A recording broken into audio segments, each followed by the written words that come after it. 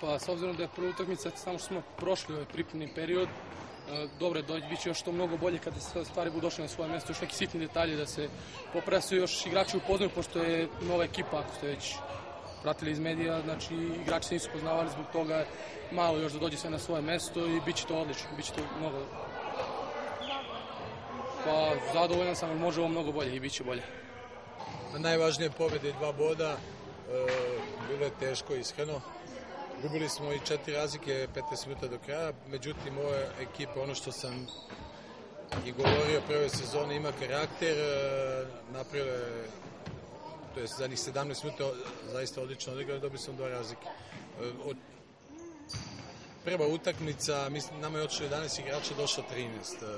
Mnogo debitanata danas, osjetilo se to u vazduhu, ja sam znao da će biti malo pozitivne nervoze, bilo mi je važno da se odmah predstave na startu,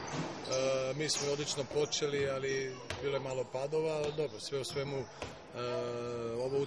ova ekipa ima mnogo veliki potencijal i iz utakmice će mnogo napraviti, pogotovo će nam mnogo pomoći regionalna liga, tako da ćemo već kroz 2-3 utakmice funkcionisati onako kako treba. Dobro, nisu dobro otvorili, primili smo 16 gola, to je kriva je obrana, međutim golni su mogli malo bolje da funkcionišu, ali zato i Jure pokazao kvalitet da je onda kad je bilo najvažnije zadnjih 20 minuta fenomenalno branio i odbranio mnogo lopti.